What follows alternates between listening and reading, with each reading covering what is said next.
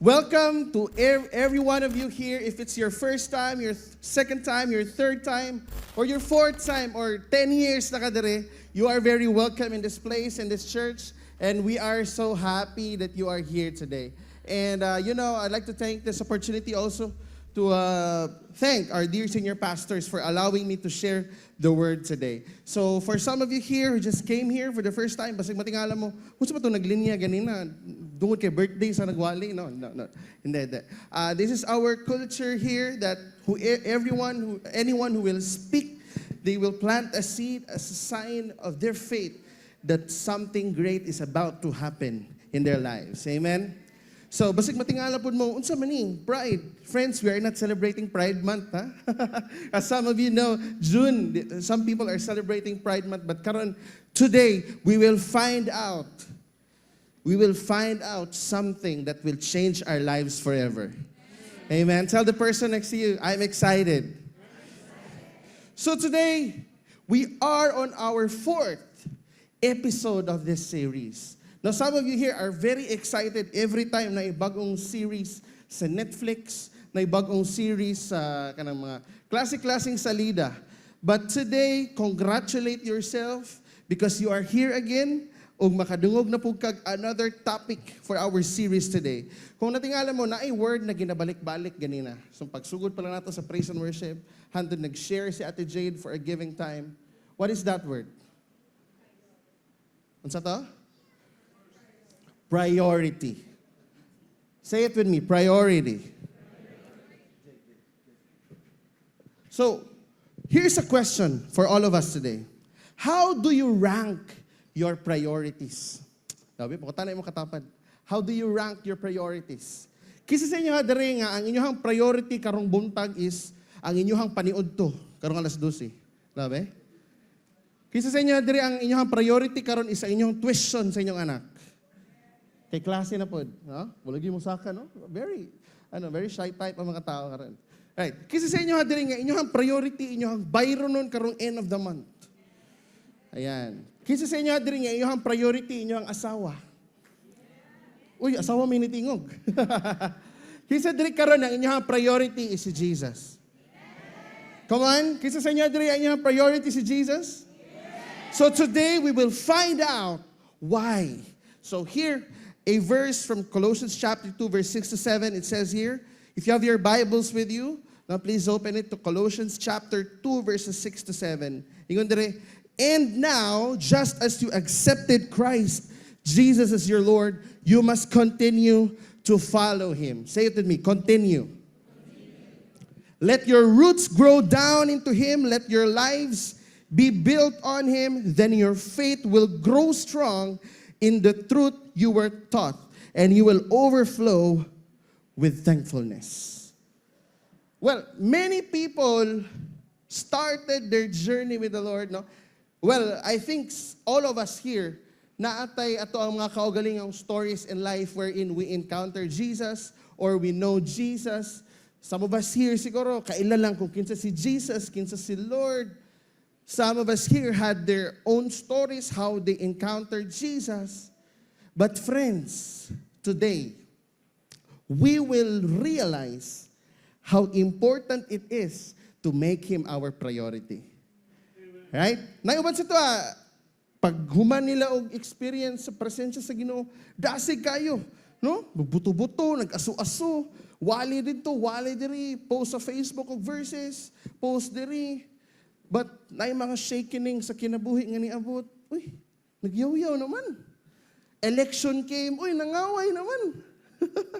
Pandemic came, nagyaw-yaw. Lord, naunsa naman ni? Right? Well, there are some of us here nga when we started our journey with the Lord, when we knew Him, siya atong priority. But along the way, during the bumpy road sa tuwang kinabuhi, medyo nag-usab. But friends, do not worry. Tell the person next to you, do not worry. This place is a place for imperfect people. Ayaw kagool kung hala, deserve ba na ako diri mo simba? Mura walay sala ang mga tao diri. No. The reason why we need to know our priorities, it's because we need to continue to follow Him. Friends, we must not only accept Jesus as our personal Lord and Savior. Well, in fact, dili enough no nga kaila lang ta kay Jesus, dili enough nga kaila lang ta, kabalo lang ta unsa iyang ginabuhat. But as a matter of fact, we must not only accept Jesus as our personal Savior and Lord, because salvation is what Christ has done for us, but lordship is what we can do for Him. When you say salvation, okay, gidawat na ko si Jesus as my personal Lord and Savior. Dili na siya nag-stop diha. It doesn't stop there. Our life in Christ is a journey. And the next step is what we call lordship. Say it with me, lordship. Lordship, again, is what we can do for Him. Now, the question, what are you doing now for Christ? Here's a wonderful question that we can ponder on. Unsa ka imong ginakabisihan karon para sa Ginoo? Right? Again, don't feel bad if it's your first time today or makasasala kayo ka na tao. No, I don't feel bad because this place is for everyone who are willing to journey with the Lord. Now, here's a question. Talking about lordship, is Jesus really the Lord over your life today? Right? Makaroon makapangutan na ta, at this very season of our lives, katong pagdawat nato sa Ginoo, okay, si Lord good ang Lord sa kong kinabuhi. Tanan decision, ako adjong ipangutan na kay Lord. Mangayo jud ko giya sa iya. But karon, the question is Jesus really Lord over your life? Basig Lord lang siya pag daghan tag kwarta, no? Basig Lord lang siya if things are really okay or things are doing well. But hey friends, Jesus should be the Lord over our lives in all seasons of our lives. Amen? Magpait man, daghan magbayro nun, left and right, bad news. Hey friends, Jesus is our best comforter. And when you make Jesus as your Lord, there are three things that are very important that we will experience. Number one, if Jesus is our Lord, number one, there is continuity. When you say continuity, dili lang maayo sa sugod. But you can always move forward. Bisan nagkabulingit na ka, nagkasamad-samad na ka, wa nakakasabot sa imong gibati, you will still move forward. You will still continue because you know you are not fighting alone. You know that you are not journeying alone and God is with you. Amen? It says here, and now as just you accepted Christ, Jesus as your Lord, you must continue to follow Him. Bugat kining word nga continue. Say it with me again, continue. Inay mo katapad, padayon ha. See you next Sunday ha, ina. Uy, wala na ni sumpay. Ayun dire, sa verse 6, and now just as you accepted Christ, Jesus as your Lord, you must continue to follow Him. The next question, are we even willing to follow Him? Are we even willing to continue to follow Him? Well, faith is not just about starting well, it's about continuing under Jesus' rule.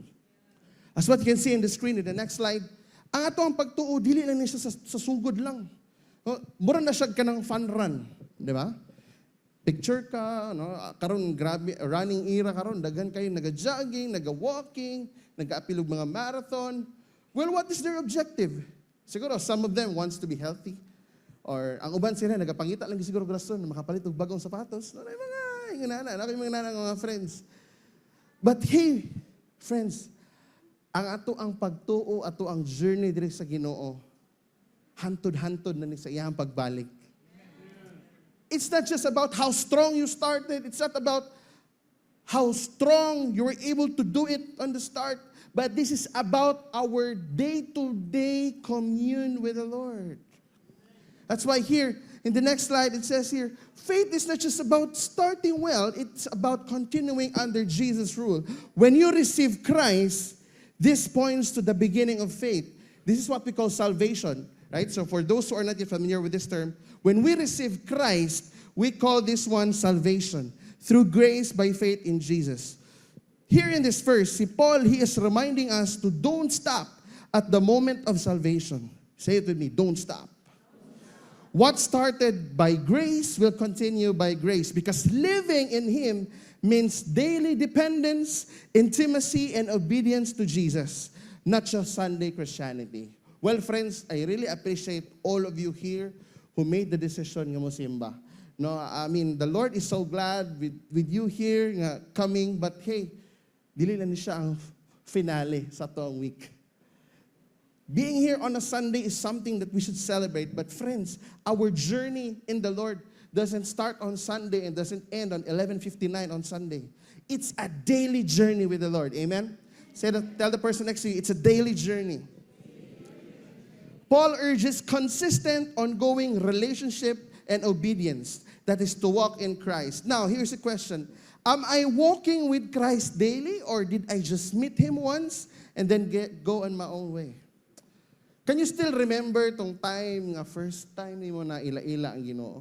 First time mo nag-encounter ni Jesus? May it be sa usa ka retreat or sa usa ka damgo. Karang first time ninyo nagkita gid ka mo nag-ingon sa Ginoo sa imuha, or gisultian ka ni Lord, or somebody was used by God to talk to you. Can you still remember the time? Some of us here nakakapilog the word weekend retreat, the 3-day na retreat. Well, first day, grabe ka dasig. First week, dasig pa kayo. Tulo ka bulan, naluya naman. But friends, here's a wonderful question nga, pwede na itong panaminan karubuntaga. Am I walking with Christ daily, or did I just meet Him once and go on my own way? That's a question. Well, as you accepted Jesus as your Savior and Lord, you must continue to follow Him to the end. It's very easy to begin, but it is another story to finish. Diba?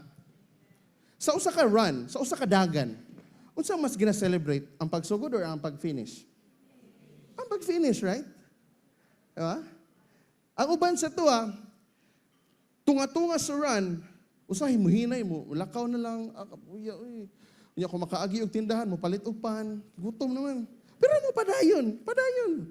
Napoy uban nga musibat, no? Makita og jeep mo para, abot sa finish line, pa-picture dayon, finish na. Lang uban sa tuwa yung nana. Same thing with our journey with the Lord. Tunga-tunga sa journey na to sa Ginoo, sa atong pag-serve sa Ginoo, usahay mo shortcut ta. Motuon na ta sa atong mga kaugalingong bakak. Okay ra lagi ni, importante. Simba ta pagka Domingo. Wednesday, Friday, shot ginagmay, wala stress. Pagkabot Domingo, paalik na po, gilak na po ka sa Ginoo. Lord, pagka Monday, na po, di ba? So, dili ingon na.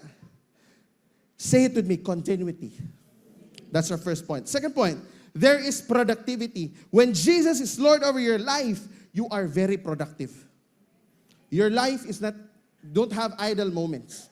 Ang imong kinabuhi na ay padulngan. Kay gabunga ka. It says here, let your roots grow down into Him and let your lives be built on Him. Na key phrase there, rooted in Him. When you say rooted in Him, this is an agricultural image. No? Sa Bisaya pa, kuan ni siya ugat. Diba? If you try to realize sa mga naka-experience sa diri nga na dextrosan, unsa ang gina-target sa mga nurses, sa mga doctors? Ugat, right? Para mas mudaloy ang medicine, mas paspas. No? I'm not practicing in the medical industry, no? But muna ako na nabalaan, kailangan i-dextrose para mas paspas ang tambal mo epekto. Tama, Doc? Basig malekturan ko niya. So, ingana na, ugat. Same with our Christian life. Kumusta ato ang roots today? Healthy ba atong ugat? Basig atong ugat, tambok na kita pero di makitaan. Muna usay, maglisod og tusok ang nurse. Sir, wala man kay ugat, sir. Nag-collapse pa nimong ugat, natabunan sa imong katambok. No? Dili balansi ang matrix. No? Kasi matingala ta ba sa tuang Christian life, dili balansi. Every Sunday present, pero Monday to Friday, panawag og yawa. No, dili. Dili yung nana. In our physical aspect, importante kayo ang ugat. In same way sa tuong spiritual life. Because the deeper your roots in Christ, the more stable your life becomes. Same thing sa tuang pag ma-hospital ta, di ba? Mas makita mo ang ugat, mas dali matambalan. Mas dali ka maayo. Same thing in our walk with the Lord. If the roots are healthy, the roots are deep, mas dali ka makadawat presensya sa Ginoo. Amen? And you know, ang mga roots, dili makita. Diba? Kita ba kaog ka ng tanom nga naghayang? Ang dahon nasa ibabaw sa yuta, ang roots nasa, di ba? Wala, di ba? So roots, my personal revelation, roots speaks of our private relationship with the Lord. Our prayer time, our moment with the Lord, kanang kadagabi nga, Lord, kapuyan, ani, Lord, ay tabangi ko, Lord, kanang mag-ampo ta sa Ginoo, Lord, I want to be transparent with you, God. Lord, help me, Lord, to survive. Kanang mga private moments na to, it's really okay to have that, and that is very healthy. Because the things that we surrender in private, God will give us victory in the public. Matingana ta, when we spend time with the Lord privately, matingana lang ta, the Lord will just start to recognize us and we become an inspiration to a lot of people because He will start to do great things through our lives. Amen? You know, ang roots dili makita. Pero grabe ka-importante. That's why our private relationship with Jesus, our time in prayer, in spending time with the Word and in worship, that is very, very important. Now, friends, I want to show you something. So, here's a wonderful illustration. Now, I hope we get to catch this one. So, by the way, muna ako igsoon. Single, pero nag-eskwela pa. So, James, please. So, friends, ikaw ni, kita ni. Can you see this? So, kita ni. Now, igor ata mo simba, no? Walay ampo-ampo, walay usahay mawala atong pagtuo sa Ginoo kay daghan tag pagsulay. Usahay pod kanang simba lagi pero ang ato ang hunahuna wala diri. No? Simba ta usahay pero atong pagtuo wa gyapon, negatibo gyapon. So atong roots basta mabawa, no? Ay may tabo, mapalid ka. Gamay problema lang, ay, luya dayon, no? Luya dayon. Mabaw man kayo. Mabaw kayo, right? Let's just say, grabe na kayo ang encouragement sa imo sa imong mga kauban sa simbahan, pero ikaw close-minded gyapon. Ending luyat. Signal number 1 lang, wala na. Bisan siguro gani tropical depression, bro, wala na. Nay mo agi nga tropical depression sa imong life, ma-depress jud ka. Kay pastang mabawa. But friends, when you try to establish a deeper relationship with the Lord, mulalom, magkadugay, mulalom ang imong mga ugat to the point that whatever life gives you, whatever life throws at you, you will not be destroyed because He is with you. He is going with you. He's going after you. Muna friends, magpalalom ta atong alagaan atong ugat. Bisan unsa kabugat sa sitwasyon, importante, we have a solid foundation on the rock, which is our Christ Jesus. So whatever happens, whatever comes our way, di na ta mo give up. Dili na ta mo set aside sa ato ang ministry if you are serving the Lord. Dili na ka mo give up sa ministry. Dili sa ka mo pahuway because you are very rooted. Diba? Nindot kayo tanawon that the more you serve Him, the more mulalom ang imuhang relationship sa Ginoo. It's like a building. The longer the building vertically, the deeper also ang iyahang kalalom. Pareho. Di ba? Murag gunog ka ng Marco Polo. So example, very visible, sikat kayo. Taas kayo na siya. That is 18 floors. Pero, dilipod pasabot nga, 2 floors na sa baba. Lawapod kayo na. So friends, thank you. What I'm trying to share with you today, importante nga palalumon na to atong mga roots. And the way to do it is to make Him our priority. That's why when we make Him our priority, we will become very productive. The question here, where are my roots anchored in? Is it in the Word of God or shifting soil of worldly values? Friends, be reminded, ang ato ang priority, nakapartner ni usahay sa ato ang values. Ang ato ang priority, nakapartner ni usahay sa ato mga needs. That's why, gipangutaan natin ganina, what do you need today? Naa ka sa church, pero imong huna-huna, imong bayron nun sa credit card. Naa ka sa church, pero imong huna-huna, bayron nun sa imong kuryente, sa tubig, sa internet, bayron nun mo sa imong silingan, nga imong ginatago-taguan. Ano mga nga ba? That's okay. Pero friends, today is the moment. Today is today to make God our priority in our lives. Pag priority mo si Lord, all is well. Pag priority mo si Lord, you can easily recite the verse, the Lord is my shepherd, I shall not be in want. Pag priority mo si Lord, sayon ra kay nimo masabtan ang verse nga, the Lord will protect you. That's why, friends, it is very important to seek the Lord because we will become productive if we make Him our priority. So now, friends, I'd like to call someone who will share her very powerful testimony. I've known this person actually, siguro mga 20 years na. No? She was my kids' church teacher pa. So I'd like to call on Teacher Mel. Come on, give me a hand. Amen. So, tama to yung no? Teacher, di ko na sa una. Sunday school teacher, di ko na sa una. Anyway, so good morning, everyone. I'll be sharing my testimony today. So good morning, my name is Mel Osa. I am one of the primary leaders here in our church. So today I want to share a testimony about the incredible goodness and favor that God has shown to me, to my family, and to discuss what true lordship means. When the Lord is your priority, you will follow His guidance, no matter what your circumstances, because He is our ultimate authority. As a church worker, my true boss is not Pastor Blair or Pastor Ache, but my true boss is the Lord Himself.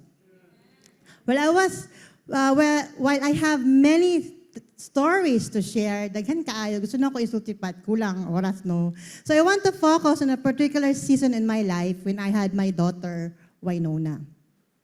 I remember being scheduled for a C-section on Monday, and Winona was born that day.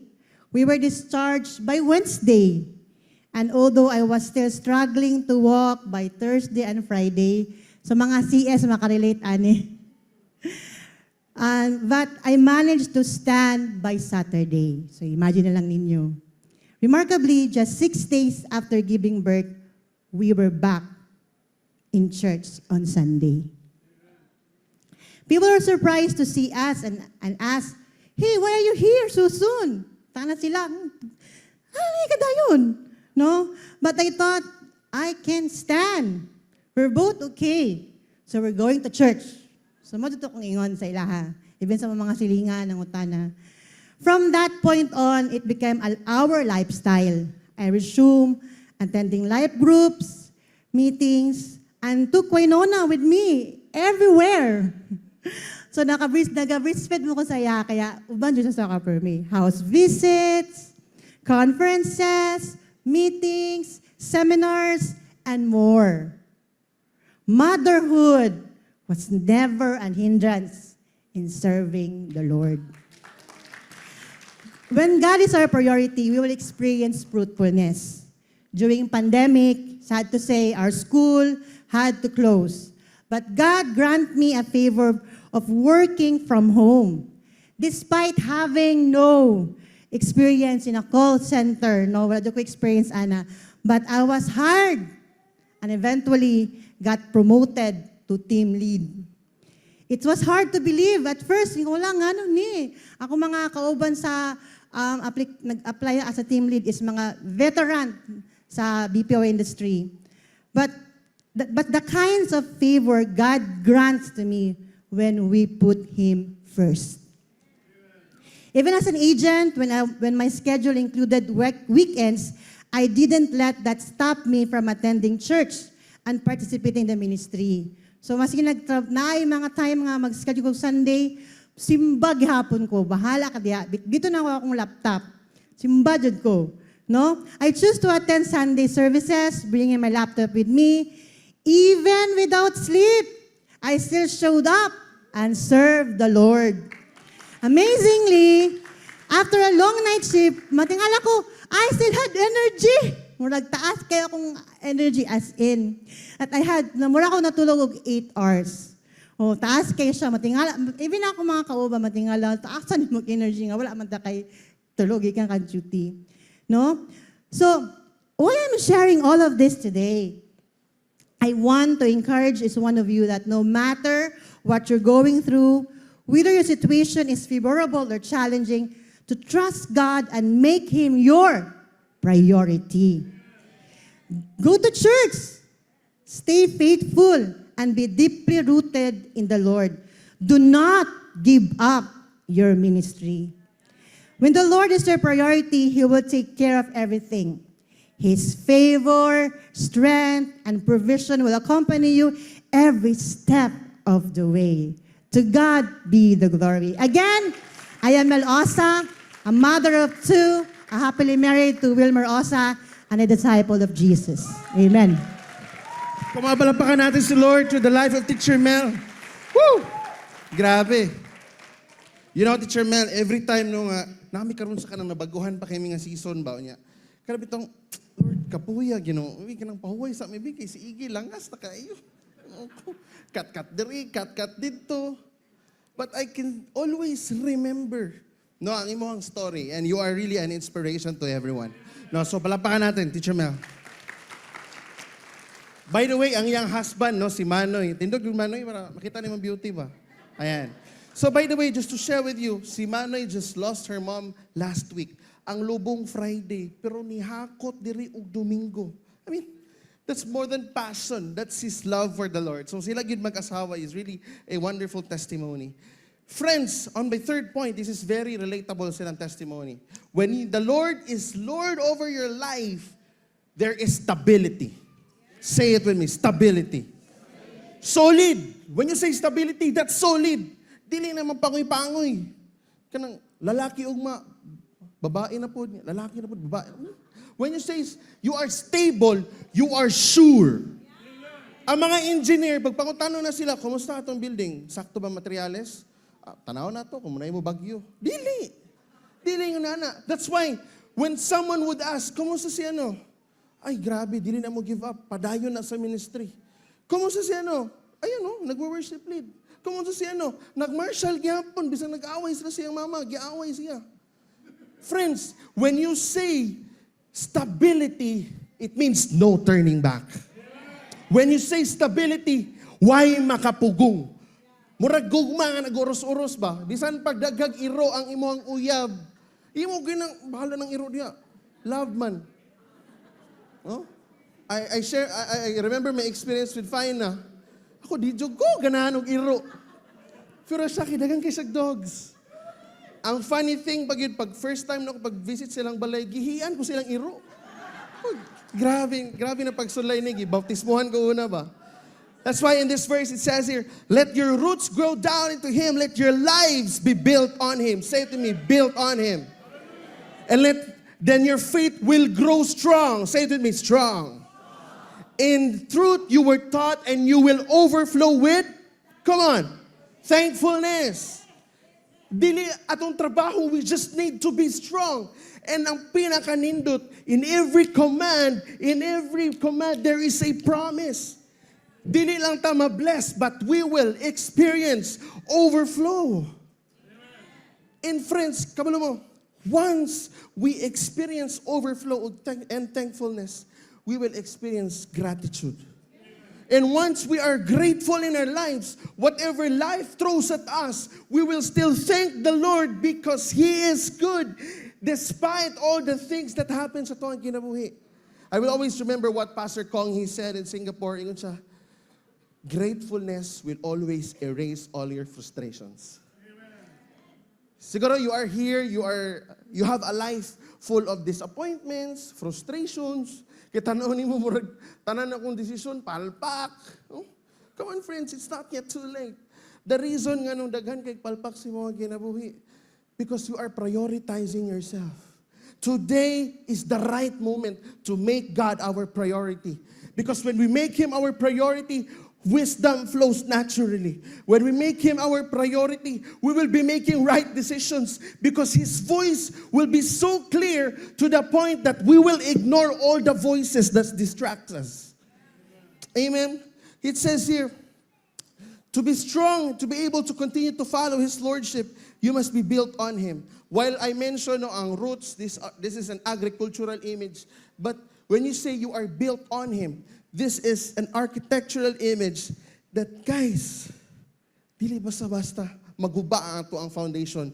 Because once you follow Christ, life is always under construction.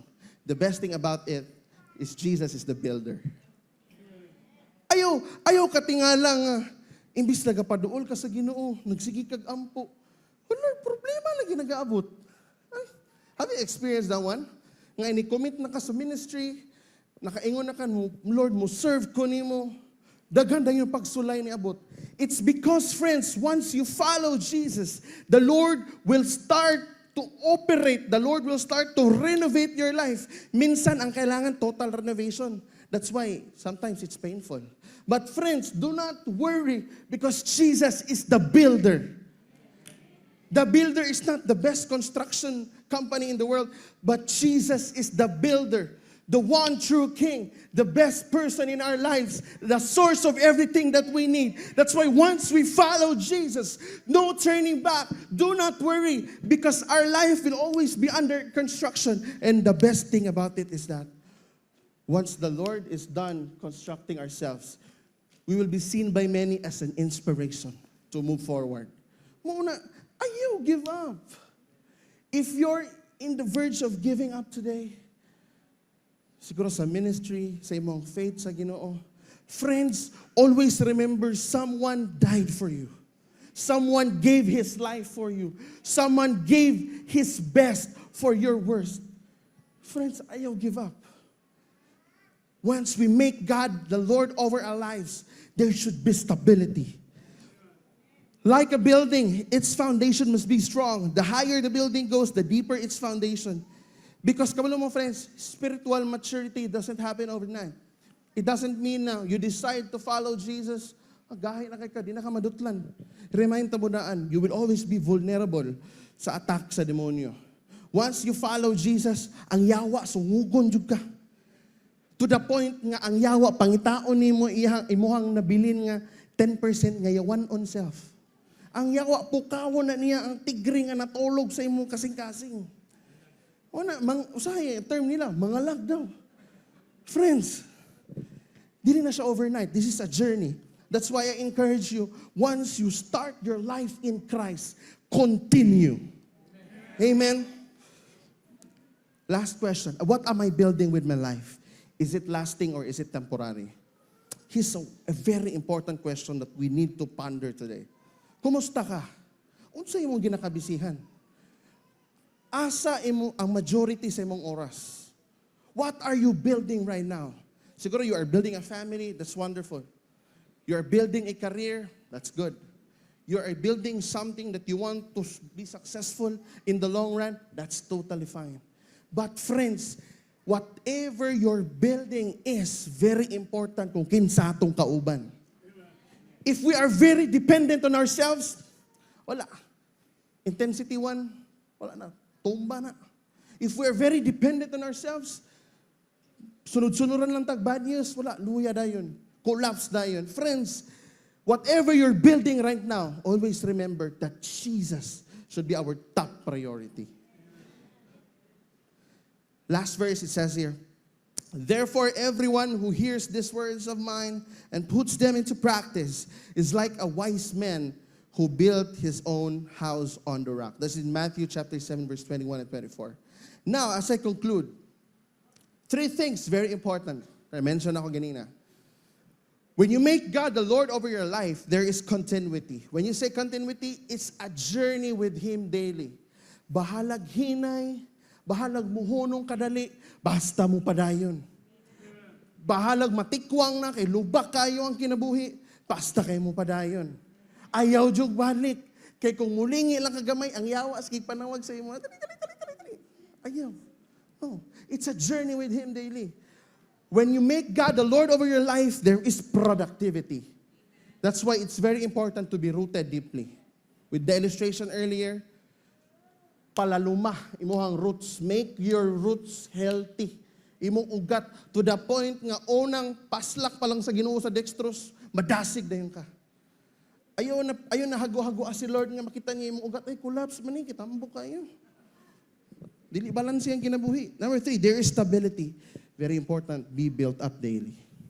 As we start our walk with the Lord, very important that we build ourselves, not just alone, not with the guidance of other people, but with Christ, our solid rock and our foundation. And friends, as I close, I want to share with you an illustration here. So, lahi-lahi tayo kabisihan. We have the job, our family, studies, career, love life, hobbies, talents, travel, and the list goes on. Daghan kita ginakabisihan, daghan kaayog mga butang sa tuwang una-una. Unya, matingala ta, daghan kaayo tang mali desisyon nabuhat to the point nga ato ang kinabuhi nagkapakyas-pakyas na. But friends, focus on the bigger picture. Focus on the biggest picture, the most important picture, not this one. But when you remove this one, when you remove pride in your life and just throw it away at the feet of Jesus, when you remove pride in your life, you will start to see clearly unsa ang promise sa Ginoo sa imuha. When you remove fame, sikag hunahuna, unta mo sikat ko, unta madato ko ani. No, fame is not the ultimate goal. Remove. Well, some of us here, hunahuna na to, kwarta ang pinaka-importante sa kalibutan. Well, kay murag ang ato ang kinabuhi, nag-revolve around kwarta. Friends, I want to tell you today, wrong. Let's remove this one. Nag-skwela tagtarong, naningkamot ta, kinatay ambisyon. Pero dili gud kakahitabo ang atong ambisyon. Ngano ka? Kay tutok kayo ta diha. We are focusing on our ambition to the point that we forget where we come from, where we came from. Ang atong ambition, musunod ra na. When we remove our ambition, we set aside everything to the point that we surrender everything to the Lord. All our capacity, all our abilities, everything that we know, if we surrender it in the name of Jesus, everything will just flow smoothly. Your family, your ambition, your career, ang imong mga dreams, ang imong gitanom, your 25 declarations na imong gi-declare atong January, it will surely happen if you make Jesus your top priority.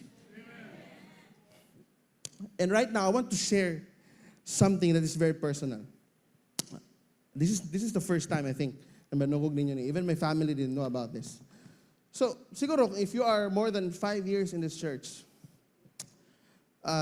bantayan ninyo nga, marag bago ra ko diri gatindog sa tubangan. Pag nanay will ask me, ikaw muna mag-speak kay, dagan kaayo challenges sa kinabuhi or wala si Tats. Ikaw sa, decline jud ko. I-feeling na ako, marag, dili na ako deserve. At the same time, dili ko gusto makita sa mga tao nga badlungon kay sa kong amahan. To be honest with you. Kada mo tindog diri, okay, ana po ni nangaway sa uno. Okay, diri ning nanghuram mo kwarta sa uno, pero wa jud ni bayad, naglaglaag pa. Ang naman kay nga dagan kaayo ko rason to hate people, not to preach here in front. But something happened August 2021.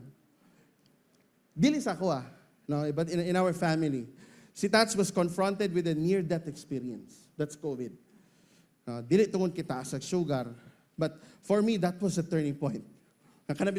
There was a moment nga, katong si ko pa kayong update ka na, Nanay, kumusta? Kumusta niya? Okay na mo? Si Tats, malipong pa. No? Ang oxygen level, maba gihapon. And I was alone in my room. No, nag-check-in lang ko ato sa Jotel Inn sa Quirino. Gamay kaya akong room, ngit-ngit kayo. I just cried to the Lord, Lord, what's something nagkapangitabo? God, Lord, what is happening? And a still small voice just told me, inside my head, you need to stand up. Lord, stand up, Lord. Naama ko sa ministry, na ako sa worship team, na ako'y life group, kung saan ba may ako buhaton? Ana si Lord, pabungol-bungol yun ka ba? One of the reasons why we are not yet closer to our destiny, because we are not aware what are the things that needs to be done. Nayuban sa tuwa, doon na kayo sa promise sa Ginoo. Pero nang pabuang-buang, pabungol-bungol, pabuta-buta, Kay hadlok, talawan. Diba? That's something that happened to me. Anak ko, Lord, kung sabi sa sabot mo, stand up. Next thing, itubag yata ginon sa Ginoo sa ko, preach the gospel. Ha? Kung sabi, magwalik ko? Hindi ko, Lord. Hindi ko, Lord. But God was really clear to His voice. You want life? You speak life. So that was really kanang unstable during that time. But, that was the very clear voice of God saying to me, you have to stand up. You have to rise up. Because many people needs to hear your voice. And ako, Lord, akong prayer lang gina to the time, Lord, buhi ako, Amahan. Ano si Lord, you want life, you speak life. And that was the turning point. I made a commitment to the Lord. Lord, buhi ako, Amahan. I will serve you. I will speak the gospel. Lord, I will stand boldly. Lord, maningkamot ko mo serve sa imo, Ginoo. Bisan imperfect ko, Lord, I will surrender my bitterness. I will surrender my unforgiveness. God, I will serve you with all of my heart. Buhi alang yun ako, Amahan, Ginoo. And today is a wonderful testament, wonderful testimony. Buhi gid si Lord.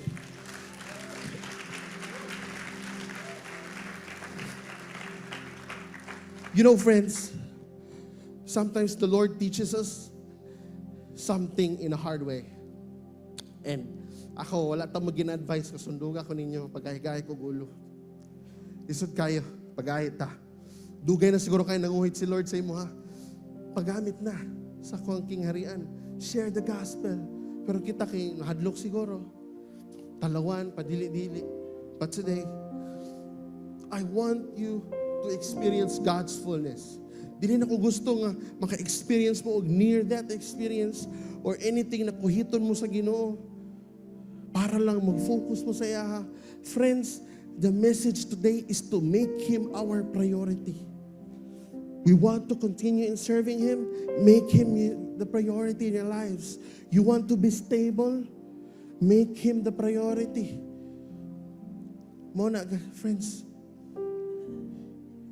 if you are someone here that you are about to give up or your faith has grown cold, just make Him your priority today. I'd like to ask you to close your eyes, bow down your heads. I'd like to give you a minute to ask God for forgiveness of everything and talk to Him straight. Make a commitment.